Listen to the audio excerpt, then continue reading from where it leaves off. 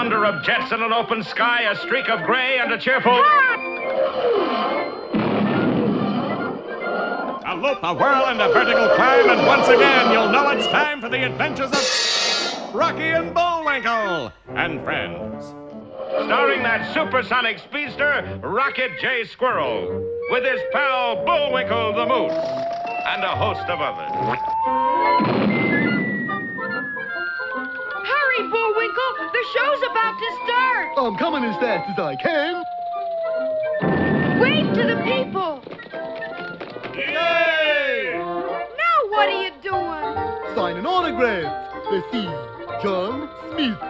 But your name is Bullwinkle. I know, but that's hard to spell.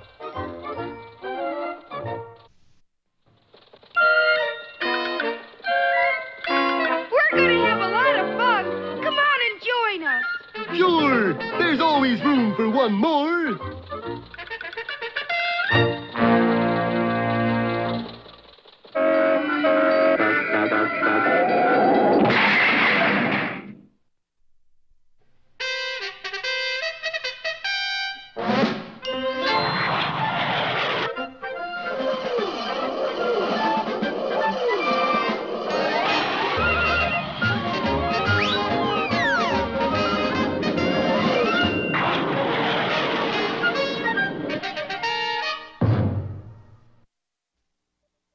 Well, when Rocky joined the Bumbling Brothers Circus, he never thought he'd wind up tied to a stake by a band of hostile Indians. Oh, well, that's showbiz. Soon, Big Chief come. Decide what we do with you. Well, if he don't hurry, there's only one thing he can do with me. Huh? Serve me with an apple in my mouth. What network say no cannibalism on TV? Oh, it's all right to talk about it. You just can't do it. That network, all right. All talk, no do. Meanwhile, Bullwinkle, who had been chasing a disguised Boris through the desert, saw the glow of the fire and headed toward it. That must be him. Should be just on the other side of this big Rocky. Bullwinkle! Looks like they're giving you a big league hot foot.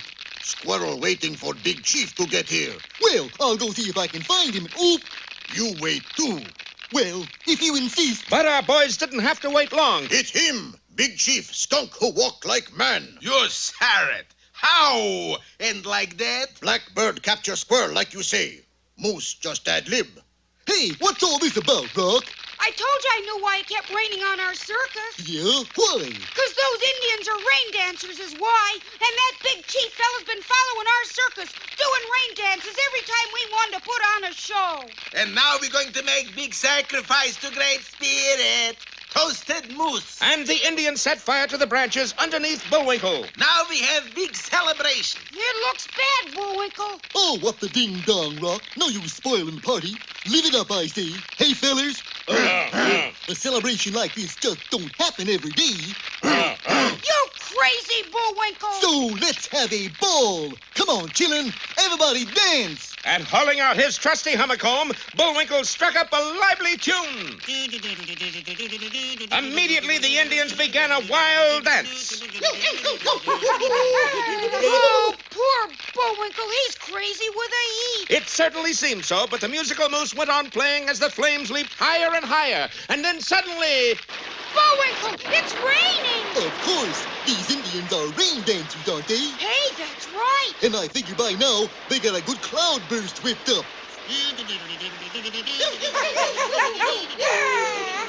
It's raining. The fire's going out. Stop the music. Too late. The fires were out cold.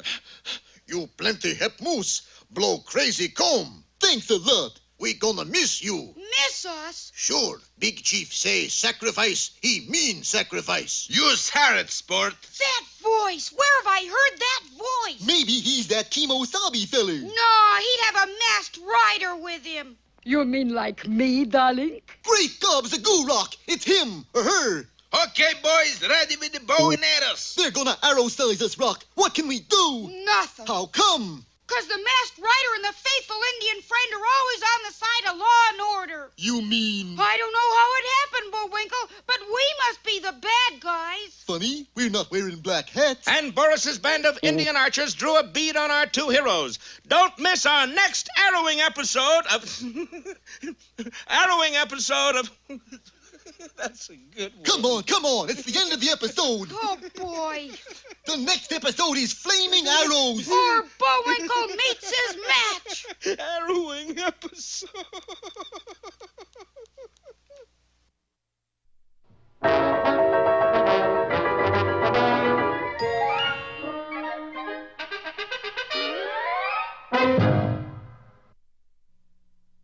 And now, Hey, Rocky, watch me pull a rabbit out of my hat. Again? Nothing up my sleeve. Presto! No doubt about it. I gotta get another hat. Now here's something we hope you'll really like.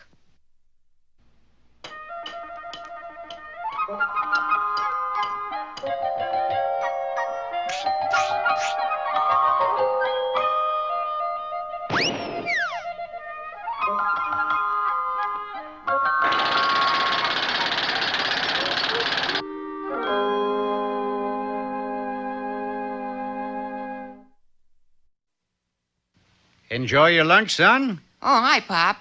This isn't lunch. So I can see. Candy, wasn't it? Uh-huh. I was going to give it to my girl for Valentine's. Instead, you gave it to your stomach. Well, she doesn't like me anymore. She's got a crush on Butch Croesus. Well, I should think you'd be heartbroken. Well, I was. For about 5 minutes. Junior, you have just displayed a perfect illustration of one of my favorite adages, to wit, time heals all wounds. And now comes the fable, right? Right. This one is entitled The Owl and the Wolf. There was once a wolf who had an uncontrollable passion for clocks. Clocks of any kind, wristwatches, sundials, anything, so long as it told the time. Oh, man, them tic-tics, ain't they the most? Now, this wolf was a highly unsavory character, for you see, he'd come by those timepieces illegally. 10 o'clock. Time for me to go to work. Work was highway robbery in the strictest sense. Stop! I am the masked clock. Usually, the coaches stopped. How about that? An express? And sure enough, the next one did. Your clocks are your lives. Please, sir, all I have is this egg timer given to me by my mother. Like that's tough, Turtle. And the cruel wolf took his booty and departed. Now, during the day, the wolf worked in a clock shop. What time do you have, Wolf? 1:30, boss. The boss was no fool. He knew that on the wages he paid the wolf, he could never afford an egg timer like that. Something was rotten in Denmark, which is where our story took place. So, you suspect the wolf of being the masked clock, eh? I do, Inspector. All right. We'll set a trap for him and see what happens. Oh, good afternoon, sir. Something I can do for you? Yes, I'd like to know how much this alarm clock is worth. The wolf could hardly control himself. Never had he seen a clock like this before. Wow, a second hand, a third hand, and even a fourth. Tell you what, I'll come back tomorrow and you let me know how much it's worth. Oh, and incidentally, I'll be on the midnight stage tonight. It was an ingenious trap. If the wolf were the masked clock, he would definitely stick up the midnight stage, hoping to snare the alarm clock, and the inspector would be well prepared. Halt! I am the masked clock. The wolf was there, but the inspector wasn't.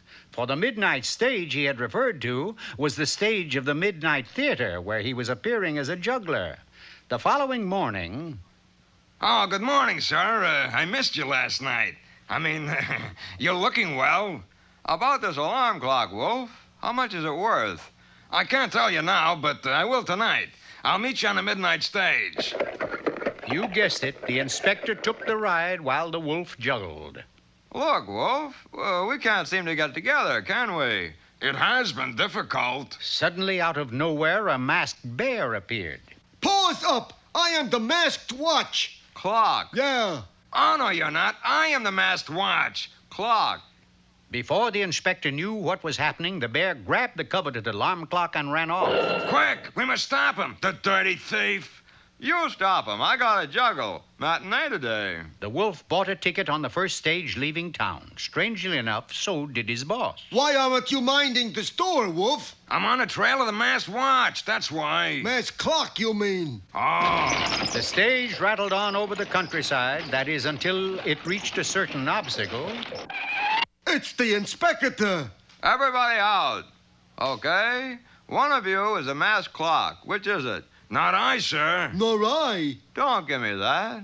You see, I can tell which one it is by searching you and finding my alarm clock. But the two suspects remained steadfast. Look, there's something you should know. I loaded that alarm clock with TNT, and it's due to go off any second. Now confess, or we'll all be blown up. The seconds ticked by, but the wolf and the bear refused to admit anything. Suddenly, the clock, which was in the bear's pocket, broke the silence. Oh, my gosh, it's gonna go off. Here, take it, Inspector. Ah, so you are the masked clock. No, sir, I am. Now, please, get rid of that thing before it goes off. Never fear. It isn't really loaded with TNT. I just said that to trick you. Well, it may not have been loaded with TNT, but whatever it was, the clock certainly didn't work too well. The wolf, the owl, and the bear all went on to bigger and higher things. It serves him right, Pop. You bet it does. That's why I say time heals all wounds. That's not what I say. I say time wounds all heals.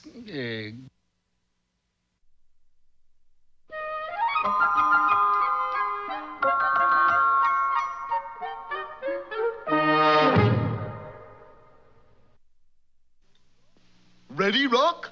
You sure you know how to work that thing? No. Anyways, here's what it was supposed to look like. Hello there. Today's poem is the beloved old nursery rhyme, Rocky My Baby. Rocky my baby on the treetop.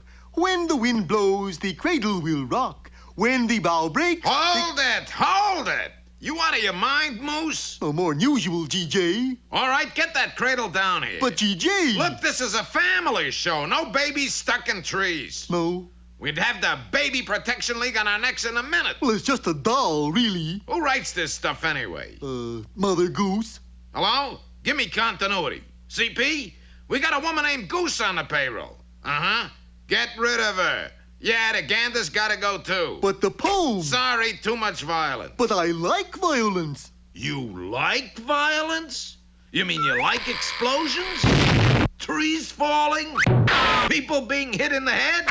No, I like violence 'cause they smell so nice. And now it's time for 5 or 6 baritone solos in the key of E. But... Ooh. Now for another of our special features. Should have tried E flat.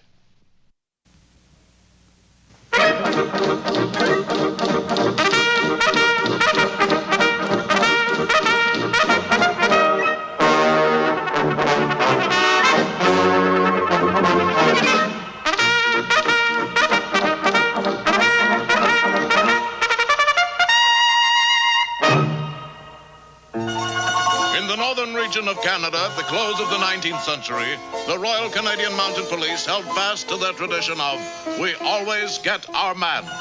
Bleak, cold, lonely. Not a pretty place for a high-spirited girl like Nell Fenwick, daughter of Inspector Fenwick, commander of the post. You, Dudley Do-Right's horse, are the only one who understands me. You know the longing, the boredom. If only once the Mounties would not get their man. If only once Dudley Do-Right would do wrong like some other men do. I need bright lights, laughter, gaiety. What I'm saying, horse, is that I want to go into show business. But, Nell, you know how your father feels about show business. Oh, why don't you go out and bring in a man or something? Very well. Realizing that her father would never allow her to go into show business, Nell put on a mask and left the camp. All right. Where the Wheel of Fortune stops, nobody knows. Next contestant, please. Name, please. I am the masked Jenny Lynn. Go ahead, Miss Lynn. Rather unusual voice quality, boss. I'll say this is our chance to go straight again. Look, they're all sound asleep. Keen. You have just won the Major Snidely Amateur Hour. You get the grand tour with all expenses paid. It's the masked Jenny Lynn. So Snidely with his masked Jenny Lynn swept the country. No town escaped the ruthless masked singer. I really knocked him out in Toronto, eh? Meanwhile, a man from one of the ravished towns wandered into the mounted police camp. And, Inspector, you should hear this masked Jenny Lynn. Whoo! Ooh-wee. Pretty square, eh? Like the squarest. Don't worry. As you know, the Canadian Mounties always get their man. You see, here comes a mountain now. Nell, I did as you said. I got my man. Dudley, how many times have I got to tell you? This is a dog. This is a man. Oh, all right. You're under arrest. No, not this man. Oh, well, never mind. This is about the squarest Mountie I've ever seen. That's right, sir. Square shooting, Dudley Do-Right at your service. Dudley, how do you feel about Lawrence Welk? Only terrific, Inspector. That's real toe-tapping music. I thought so. Dudley, I have a little job for you. You are the only Mountie square enough to carry it off. That's me, Inspector. Square and true, eyes of blue. I want you to bring in the masked Ginny Lynn. And I know you can do it because... Ta-da! The Mounties always get their men. But this is a woman, sir. Go, Do-Right. And so one night in Saskatchewan... Snidely, there's a Mountie out there in the audience. A Mountie, huh? Listen, baby, I want you to go out there and sing like you have never sung before. This'll put him to sleep. Did you put in the cotton, Barney? Yeah. Okay, then draw the curtain. Oh, sing it, baby. Mama's little baby love, shortening. Oh, do. Snidely, he ain't sleeping. Well, then what's he doing? He's enjoying it. Oh, turn out the lights and call the law right now. Do. Miss Lynn, I certainly do enjoy your singing, but, well, you see, I am a Mountie, square and true, so I really must... Dudley, I thought I told you to go bring in a man. Nell, then you're the masked Ginny Lynn. Surprise. So Dudley brought Nell, Snidely, and Barney back to the Royal Canadian Mounted Police Camp. Well, Dudley, you finally did it. You brought in your man. Snidely Whiplash, the most wanted man in the territory of this glorious nation. But tell me, where's the masked Ginny Lynn? Inspector, just wait till you hear her sing. She's a little old Florence Nightingale, that's what. And here she is, your own daughter, Nell. Nell? I knew there was something missing around here. You mean, Nell, it was you? You know, Father, how you've always held me back. Well, I got my break at last. I'm in showbiz. I'm a star. Just listen. Dee-dee-dee-dee-dee. Oh, sing that thing. Shortening. Mama's little baby love shortening. Mama's little baby love shortening bread. Sorry. Today's lesson is mighty important, remember? Bullwinkle is a... Not that lesson. This lesson.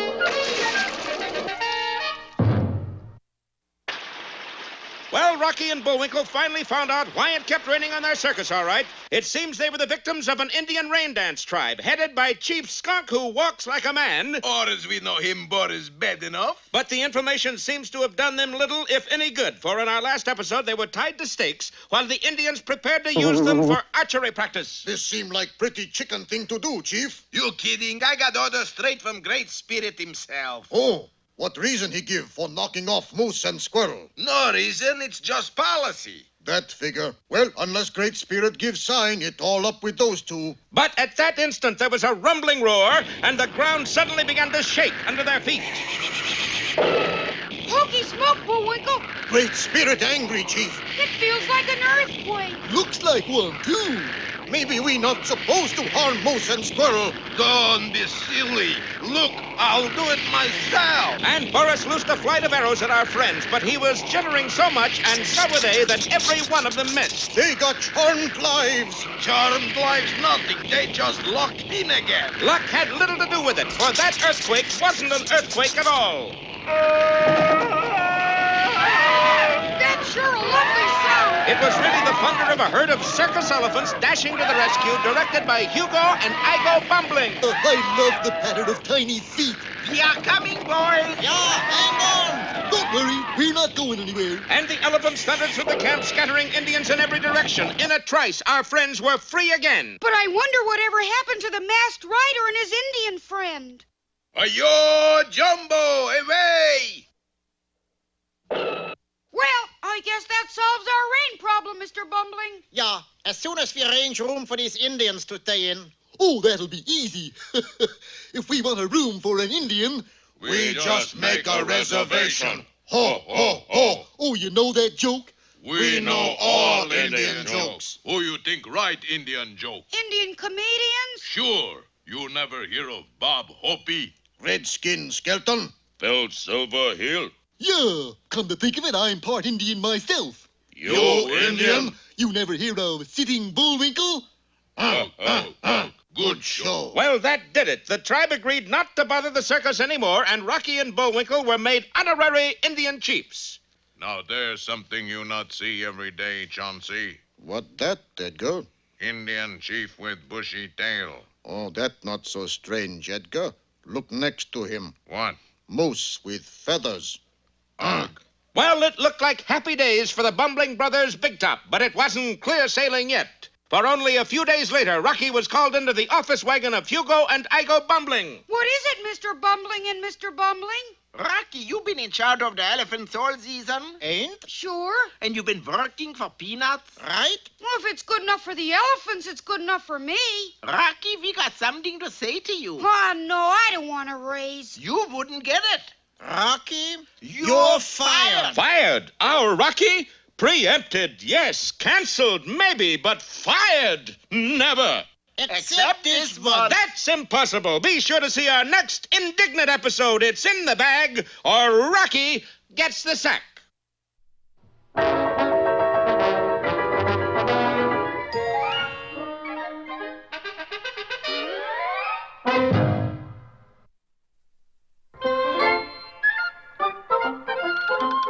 Well, it looks as if our time is just about run out. Mine must be a little slow. You got the credits, Bullwinkle? All on this itty-bitty card. Oop.